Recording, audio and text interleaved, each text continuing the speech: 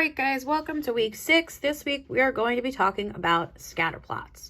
So what I'm going to be doing in this video is taking you through the slides for this week. I'm not going to be going over every single one, but we are going to hit on some of the important ones. So this first slide is just the directions. It's telling you that every slide that has this color, whether you want to call it pink or red, doesn't matter.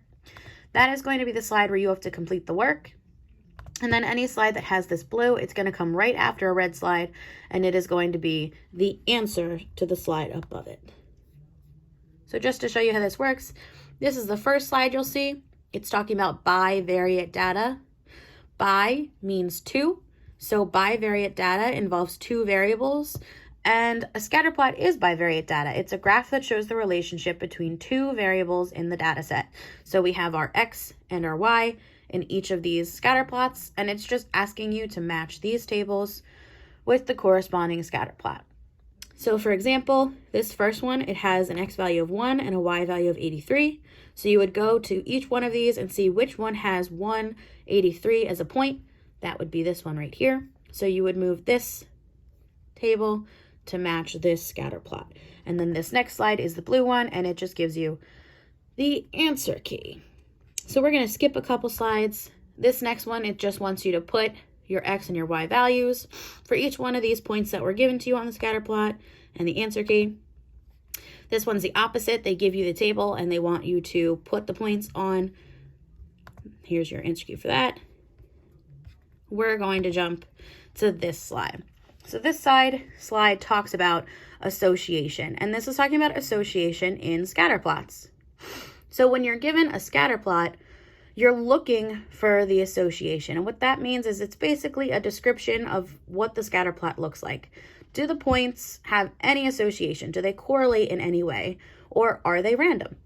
So this first one is linear association.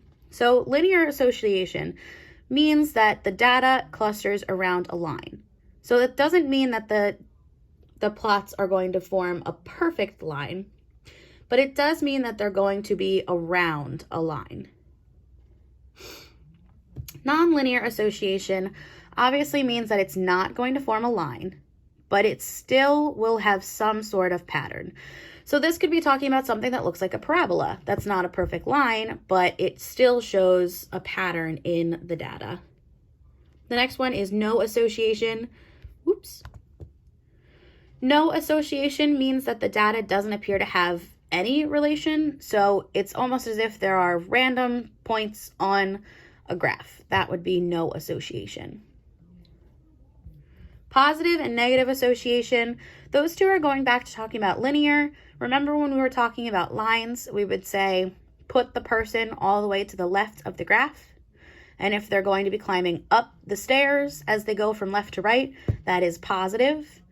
Or if they're sliding down the slide, going from top to bottom, that is negative association.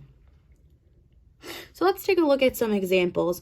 Let's start with the linear, nonlinear, and no association. So we're going to be looking at this slide right here. I'm not going to go over all of these examples, just a couple. So let's look at this graph right here.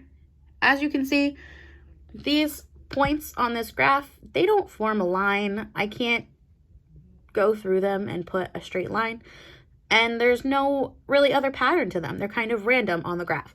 So this is an example of one that would be no association. There's not really a pattern to these points, so that would fall under this category. The one right next to it here, these points don't form a line. They almost start to. They start going up, but then it comes back down. So this is almost as if it were a parabola. So this is not linear association, but it does have some type of association, so it falls under the category of non-linear. Then let's look at this one.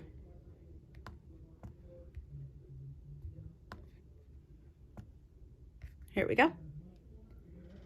So these do form almost a line. I can go straight through these points, and they look as if they are around a negative line. Because if I put my person on the left right here, I would be sliding down a slide as I go to the right. So this is going to have a linear association. I'm not going to do the other ones for you. You guys can do those on your own. And then this would be your answer key. Now let's talk about positive and negative association. So again, I'm not going to do all of them. Let's just look at a couple. So this looks very similar to the one that we just did on the other page. When we're talking about positive and negative association, pretend you have like a skateboarder and you're putting them all the way on the left of the graph. So wherever the first point is on the graph, all the way to the left, so that would be this one right here, that's where we're going to pretend your skateboarder is. And then you're going to follow the line, follow the dots. So my arrow is going down as I go through these dots. So if I'm going down, that means that there is a negative association. It's as if I'm sliding down a slide or skiing down a mountain, however you want to look at it. So I'm going to move this over to negative association. Now let's look at this one. So remember, I'm starting all the way on the left. So this is my first dot all the way over here. And then I'm going to go follow my dots. And as I do that, my pointer is going up. So it's as if I'm climbing upstairs. So that is going to be a positive association. And then this would be your answer key right here.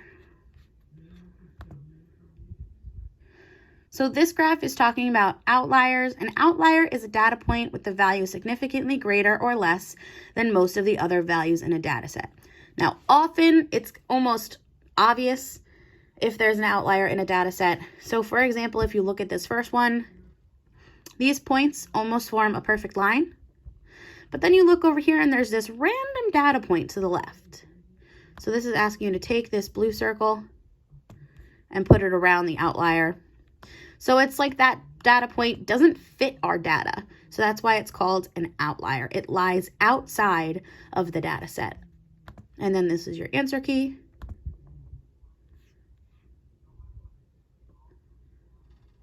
Solving problems using scatter plots. So this one gives you the directions. First, find each temperature that is given on the x-axis. Then follow straight up that line until you find a point that is located in the same pattern in the other points. So for this one, it's asking you to put these blue dots along the line of the scatter plot. So for this one, it's giving you A of 82. So actually this blue dot is already at 82, and it's just asking you to kind of guess, if I drag this up, where is it going to fall? Well, I know it's definitely not going to be up here because that doesn't follow my data set. That would be an outlier. So it would be somewhere around here. And you're just going to approximate, and then it'll give you the directions on the next slide. So that's really the basic information that you're going to need to know this week. You're going to be talking mostly about association. So these definitions are going to be very important this week. Go through the rest of these slides, see if you get all the answers, and if you need any help, feel free to comment to us on Google Classroom. Bye, guys.